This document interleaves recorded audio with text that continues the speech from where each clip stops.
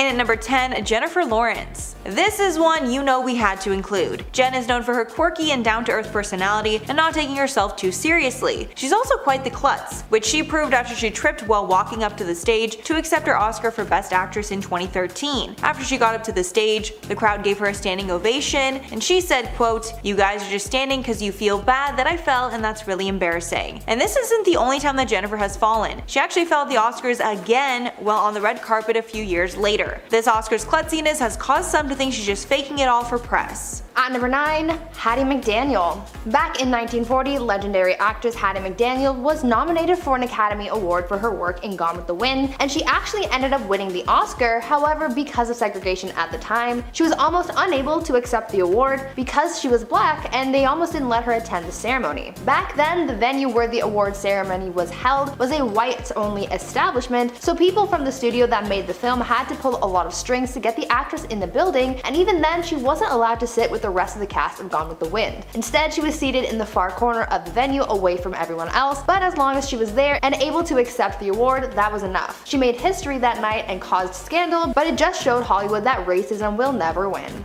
And at number 8, Bradley Cooper and Lady Gaga. The whole world fell in love with Lady Gaga and Bradley Cooper when they were starring in the movie A Star Is Born. The on-screen chemistry between the pair was so amazing, many fans thought there was definitely a real connection between them. The rumors about these two got even crazier when the pair performed a ballad from the movie at the 2019 Oscars, and the chemistry during the performance was hard to deny. Lady Gaga had also recently broke up with her fiance Christian Carino around this time, leading many to think it was because of jealousy. And then during their performance, Bradley's longtime girlfriend Irina Shayk was sitting in the audience, which made things even more awkward. The whole situation got a ton of buzz for the movie, but might have had real-world consequences as Irina and Bradley split up shortly after. At number 7, John Travolta. Now, I wouldn't really call this one a scandal per se, but it did have a lot of people talking and laughing about it, so I just had to include it. In 2014, John Travolta created one heck of a meme, and you probably remember it. At the Oscars that year, Idina Menzel was supposed to perform Let It Go from the movie Frozen, which was kind of the hottest movie at the time, and John Travolta was supposed to introduce her to the stage. Well, instead of introducing Idina, he instead welcomed someone named Adele Dazeem. Gorgeously empowering song, Let It Go, from the Oscar-winning animated movie Frozen. Please welcome the wickedly talented one and only Adele Dazeem.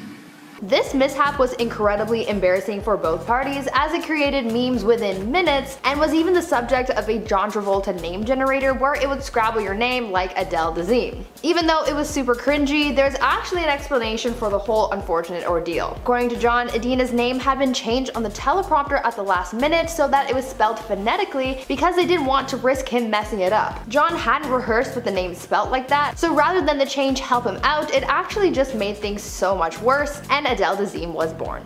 And at number 6, Eminem. In 2003, the Oscars category for Best Original Song was jam-packed with big contenders, including the fan-favorite Eminem track Lose Yourself from 8 Mile. Lose Yourself actually ended up winning the award, and nobody was more shocked than the rapper himself. After he won, Eminem did not get up on stage, and one of his other collaborators accepted the award on his behalf, saying that Eminem was not able to make it that night. But the truth is that Eminem was so convinced he would not win the award, he didn't bother to show up. In an interview later, he was asked about that night, and Marshall admitted that he was actually asleep when it was announced that he won, which I'm sure the Oscars were not happy about.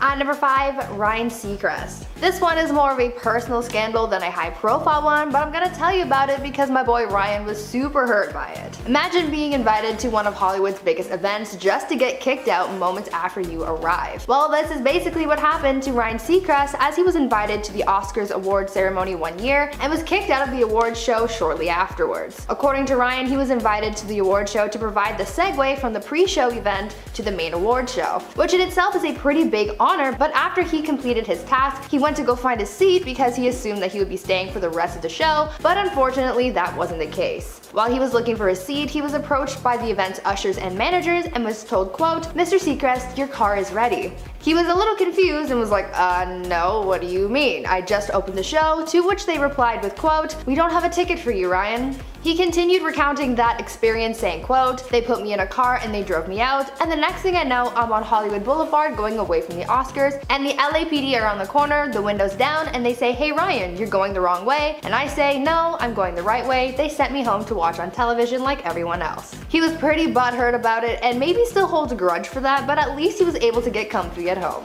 And at number 4, the 1974 Oscar streaker. This one's a little less known, but since most award shows are live broadcasts, it's understandable that some people might try and take advantage. That's exactly what happened at the 1974 Oscars when a man decided to run naked through the broadcast. The man even flashed a peace sign while he ran past the presenter, David Niven. Niven was hardly fazed and responded by saying, quote, "Well, ladies and gentlemen, that was almost bound to happen, but isn't it fascinating to think that probably the only laugh that man will ever get in his life is by stripping off and showing his shortcomings." And honestly, probably the shadiest thing that I've ever heard. At number 3, Sean Penn. Actor Sean Penn got into a bit of a scandal at the 2015 Academy Awards. The actor was announcing the award for Best Picture, but before reading the name of the winner, Alejandro G. Iñárritu, he made a joke that definitely did not land and actually offended quite a few people. Before announcing Alejandro as the winner, Sean joked saying, quote, "Who gave this son of a B a green card?" Sean's joke was seen as highly offensive and racist because of Alejandro's background, as one person online explained, quote, "Struggles people endure for immigration justice are not punchlines." As Alejandro is Mexican, the joke definitely was uncalled for and inappropriate. Some defended Sean, saying that he had only made the joke because they had been friends for about a decade, but others made the argument that, quote, "A director of color can't accept an Oscar without being the butt of a racist joke." The award show was supposed to be a scandal-free evening, but instead news outlets took to broadcasting Sean's offensive remark.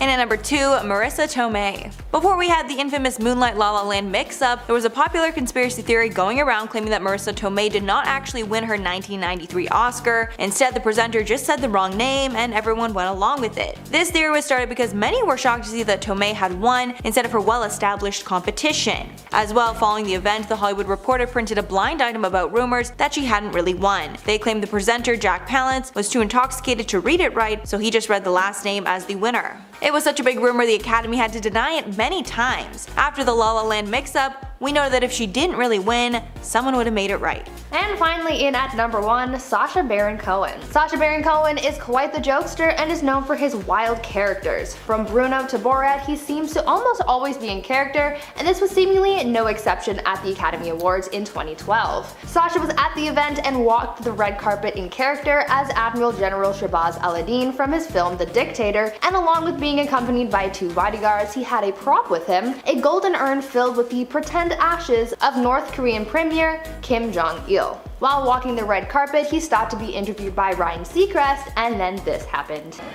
The interesting thing is it's actually made by South Korea. No, sorry. You've got Kim Jong. You've got Kim Jong-il. Sacha dumped the ashes on Ryan, ruining his suit and causing quite a scene at the event. Weeks later, we found out that Sacha's original target was actually George Clooney, but since it was a pretty big night for him, they skipped Clooney and the unfortunate prank landed on Ryan instead. After that, Ryan purposely steered clear of Sacha, refusing to interview him, and the Academy has been vigilant of Sacha's stunts, even though they haven't really been able to stop them since. Coming in at 10, Willem Dafoe. Dafoe is a legendary actor with 2 Oscar nominations under his belt for both At Eternity's Gate and the incredible Florida Project. However, his quest for a 3rd Oscar nod has been halted during a time when most were expecting him to at least get a chance to claim the big prize. Dafoe starred last year in the horror movie The Lighthouse, which followed 2 lighthouse keepers who start to lose their sanity when a storm strands them on a remote island where they are stationed. The movie received universal acclaim, with critics highlighting the performances of both leads, Dafoe and Robert Pattinson. However, sadly, the Academy didn't feel the same way and snubbed the talented actor. Could be just because they hate horror movies. Coming in at 9, Taron Egerton. At the 2020 Golden Globes, Taron Egerton took home the award for Best Performance by an Actor in a Motion Picture, Musical or Comedy for his role as Elton John in the movie Rocketman. The film follows Elton in his early days as a prodigy at the Royal Academy of Music through his musical partnership with Tobin. However, unlike Rami Malek, who portrayed Freddie Mercury in the movie Bohemian Rhapsody and went on to win the Best Actor Oscar last year, Egerton didn't even receive a nomination. In at 8, Christian Bale. Last year, Christian Bale appeared alongside Matt Damon in the drama movie Ford vs Ferrari, a movie which follows a determined team of American engineers and designers led by automotive visionary Carroll Shelby and his British driver Ken Miles, who are dispatched by Henry Ford II and Lee Iacocca with the mission of building the Ford GT40, a new racing car with the potential to finally defeat the perennially dominant Ferrari racing team at the 1966 24 Hours of Le Mans race in France. Now, Bale in the past has been nominated for 4 Oscars, with him taking home the Oscar once with the 2011 Best Supporting Actor win for The Fighter. Put him in serious contention once again, however sadly he didn't get the nod this time around. Coming in at 7, Nicole Kidman. Last year, Nicole Kidman appeared alongside Charlize Theron and Margot Robbie in the biographical drama Bombshell, a movie based upon the accounts of several women at Fox News who set out to expose CEO Roger Ailes for sexual harassment. The film as a whole received mixed reviews, however critics praised the performances of the cast, particularly Theron, Kidman, Robbie and John Lithgow. At the Golden Globe Awards, the movie received 2 nominations for Theron and Robbie, and 4 at the 26th Screen Actors Guild Awards for Theron, Robbie and Kidman. However, when the Oscars announced the nominations, only Theron and Robbie received a nod, with Nicole Kidman being completely forgotten about. You never put Kidman in a corner. In at 6, Eddie Murphy. Eddie Murphy is back and better than ever, apparently. Last year he starred in the biographical comedy Dolomite Is My Name, with Murphy starring as filmmaker Rudy Ray Moore, best known for portraying the character of Dolomite in both his stand-up routine and a series of blaxploitation films, starting with Dolomite in 1975. The film received hugely positive reviews from critics, with folks praising Murphy's comeback performance, with it being his first film in 3 years. It was also chosen by both the National Board of Review and Time magazine as one of the 10 best films of the year. At the 77th Golden Globe Awards, the film was also nominated for Best Motion Picture Musical or Comedy, with Murphy also nabbing a nomination for Best Actor. However, like the rest of our list, Murphy came up short at the Oscars, with the Academy seemingly snubbing him. In at 5, Lupita Nyong'o. Now, Lupita Nyong'o didn't just give one stellar performance in 2019, she gave 2 in the wickedly terrifying Jordan Peele movie Us.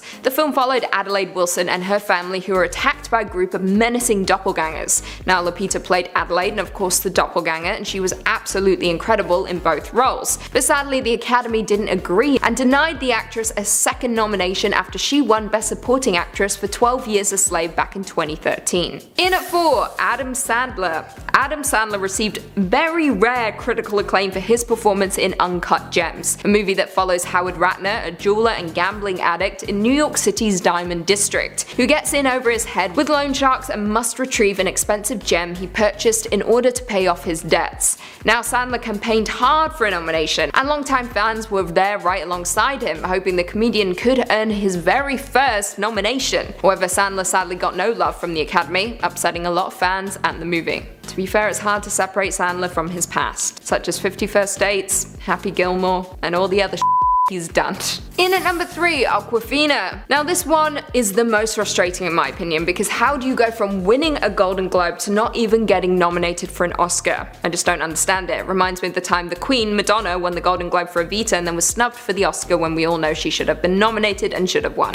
Just saying. Anyway, Awkwafina starred in The Farewell, a movie that follows a family who, upon learning their grandmother has only a short while left to live, decides not to tell her and schedules a family gathering before she dies. The actress was praised for her performance and, as I previously mentioned, even won the Golden Globe, making her the first Asian actress to take home the Best Actress in a musical or comedy category, which is absolutely insane. But sadly, and for some unknown reason, the Oscars didn't even look her way. No one cares about the Oscars anyway, it's all about the Golden Globes. Coming in at 2, Robert De Niro. Fans were of course upset when legendary actor Robert De Niro also missed out on an Oscar nod, but it wasn't too much of a surprise considering he also failed to get a nomination at the Golden Globes or Screen Actors Guild. He starred in The Irishman, where he played Frank Sheeran. The film follows Frank, a truck driver who becomes a hitman involved with mobster Russell Bufalino and his crime family, including his time working for the powerful team star Jimmy Hoffa. The film made waves for its incredible de-aging technology, with the older actors looking more youthful than ever. However, it became clear after a handful of failed nominations that the 2-time Oscar winner in a critically praised role was about to miss out on an Oscar nod, due to being overshadowed by his supporting co-stars Joe Pesci and Al Pacino. Could also be because the film was about 3.5 hours long and no one has time to watch that.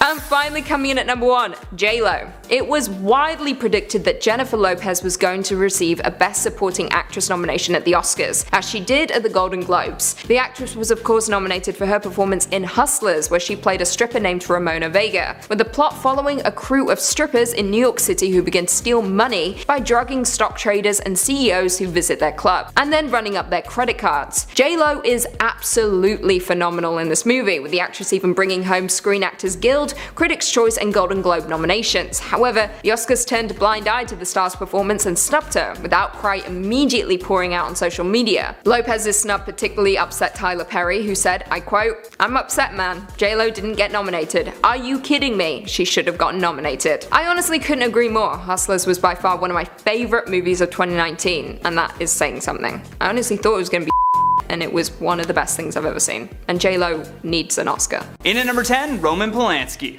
And the Oscar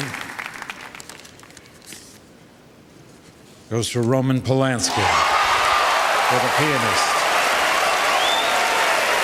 Back in 2003, Roman Polanski had won the Oscar for directing The Pianist. However, due to him not showing up, Harrison Ford had to not only present the award, but accept it on his behalf. It's amazing that Polanski was still even considered at all for this category. After pleading guilty to having an unlawful relationship with an underage woman, he fled the US before he could be sentenced. So his status of refusal to accept the award probably came from the fact that he legally cannot be in the United States or else face jail time. He's like, no, but I'm good. We're sure that's why you're good. In at number 9, Woody Allen. The Academy congratulates Woody Allen and accepts this award on his behalf. Thank you. Woody Allen has won a total of 4 Oscars but has only attended the event once. That clip was from 1978 where Allen won the Oscar for directing Annie Hall, but due to his refusal to accept, they had to accept it on his behalf. The only time that Woody Allen touched the stage at the Oscars was in 2002. It was less than 6 months following the attacks of September 11th, and Allen wanted to tell the audience that the Big Apple was still a wonderful place to make movies. After the awards, Allen said, "I have no regard for that kind of ceremony. I just don't think they know what they're doing. When you see who wins those things or who doesn't win them, you can see how meaningless this Oscar thing is." Well said, Woody, well said. You creep. In at number 8, Paul Newman. Ladies and gentlemen, accepting the award for Paul Newman, the president of the Academy of Motion Picture Arts and Sciences, Mr. Robert Wise. Paul Newman had a very understandable beef with the Academy after being nominated for the award of Best Actor 6 times and never winning. Yet year after year, Paul showed up because he was nominated and patiently waited again and again for his big win. By 1987, Newman had 2 honorary Oscars and 6 nominations to his name before finally winning for his role in The Color of Money. Although the one time that Paul actually won, he didn't show up. Later he told the Associated Press, "It's like chasing a beautiful woman for 80 years. Finally she relents and you say, 'I'm terribly sorry, I'm tired.'" I love these statements, like, damn, again, I'll say it. Well said, Paul. Well said. In at number 7, Banksy. Here are the nominees for Best Documentary Feature. Exit Through the Gift Shop, Banksy and Jamie DeCruz. For those of you who don't know who Banksy is, he's an anonymous British street artist that is known around the world for his sometimes very political pieces. He's done everything from graffiti to full exhibits showcasing his work. A film was even made about him in 2010 called Exit Through the Gift Shop. It was a documentary that followed around some of the top street artists as they went through their process and tried to avoid the authorities while doing so. Banksy, being the anonymous character that he is, did appear in the film, but his face was hidden and his voice was altered to protect his identity. When the film was nominated for an Oscar, Banksy agreed to attend, with his only request being that they do not reveal his identity. Well, the Academy did not see the value in that and refused to accommodate his request. So instead of showing up to the Oscars, Banksy did what he does best. A couple days before the event, this mural suddenly appeared in Los Angeles. The mural equates the Hollywood elite to the Galactic Empire from Star Wars. And I just love the stormtroopers working the cameras while the Oscar statue is altered to appear in the image of a true artist. More specifically, a Banksy. In at number 6, Eminem. Goes to... Woo! The Oscar goes to Eminem, Jeff Bass, and Louise Restick for Lose Yourself. In 2003, the category for Best Original Song was jam-packed with big contenders. Eminem's Lose Yourself from the movie 8 Mile was against Burn It Blue from Frida, Father and Daughter from the Wild Thornberrys movie, The Hands That Built America from Gangs of New York, which had Bono writing on it, and I Move On from the movie Chicago. All of these had amazing musicians behind each track, to the point where even Eminem himself didn't think that he was going to win. Eminem thought the Oscars were just for actors, so number one, he thought, why would I win this? And number two, he thought, why would I show up for that? In an interview later on, he was asked about that night, and Marshall admitted that he was actually asleep when he won the Oscar. Instead, his co-writer Luis Resto had to accept the award on his behalf. In at number 5, Jean-Luc Godard. As you know, the master, unfortunately, can't be with us here tonight. For those of you who don't know who Jean-Luc Godard is, he's a very talented filmmaker from Switzerland that has been creating since 1950. In his early days as a film critic, Godard took aim at the way that mainstream French cinema had a tradition of quality, instead of focusing on innovation and experimentation. In late 2010, the Academy wanted to give Godard an honorary Oscar, although there was a slight issue. Jean-Luc never answered their calls, and when asked during an interview what this honorary award meant to him, Godard said, "Nothing. If the Academy likes to do it,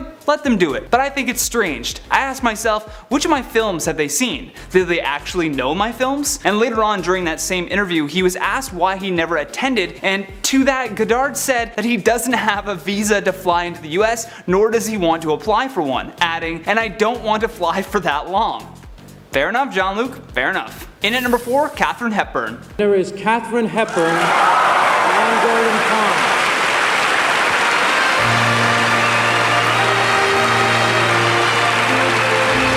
Oh, how I love that awkward moment during all of these Oscar win announcements where the presenter says the person's name and then there's no movement, and now they just have to awkwardly stand there as someone else comes up to accept it. Hepburn has hated the Oscars for most of her career. She has been nominated for 12 Oscars and won 4 of those, although every time she has chosen to avoid the night altogether. The only time that she decided to attend was in 1974. Katharine had been asked to present producer Lawrence Weingarten with a Thalberg Award, and during the ceremony though, Katharine said, "I'm very happy that I didn't hear anyone call out, 'It's about time.' I am living proof that a person can wait 41 years to be unselfish." I mean, you gotta give it up to this strong leading lady for that kind of commitment as well. In at number 3, Dudley Nichols. Unfortunately, I wish we could have some sort of clip for Dudley like we did with everyone else, but the reality is, Dudley is the OG of refusing Oscars. In fact, in 1935, he was the very first person to ever refuse the award. Dudley had won Best Screenplay for the film The Informer, a film about the Irish War of Independence. His reason for boycotting the event was over an ongoing dispute that Dudley had with the Academy and the Writers Guild. The LA Times even recorded that he tried to give back his award, like he was returning a pair of jeans. Eventually, he was able to return the award, and with it he attached a note. The note said, "It would be to turn my back on nearly 1,000 members who ventured everything in the long drawn out fight for a genuine writers organization." I mean, how powerful is that? Like, you remember when people used to stand for something? You go, Dudley, you go. In at number 2, George C. Scott. Oh my god. The winner is George C. Scott.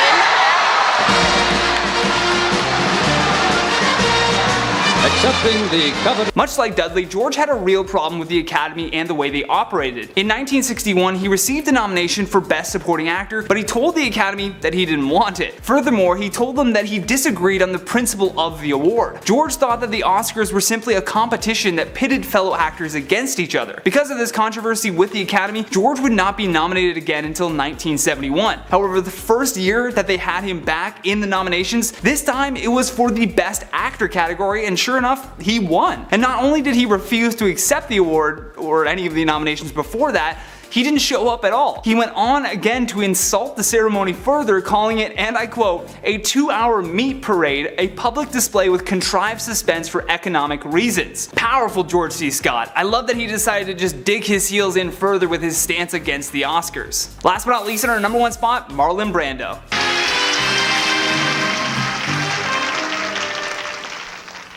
Hello, my name is Sacheen Littlefeather. I'm Apache. Marlon Brando truly is the Godfather. Not only does he not show up to accept his award, but instead he sent a Native American woman to refuse it for him. You can see in the clip that the presenter extends the statue out to her and she just holds up her hand like, I'm good, chief, I'm good. And the woman said that her name was Sacha Littlefeather, and at the time she was a little known actress and president of the National Native American Affirmative Image Committee. Brando believed that the Native American image had been completely disrespected by the film industry, so his reason for refusing the award was due to the treatment of American Indians, but the crowd could not accept that. Midway through Littlefeather's speech, the celebrity audience members started booing her, and then later on making very crude comments towards her. Yet regardless of what they thought, this speech remains as one of the most powerful moments in Oscar history.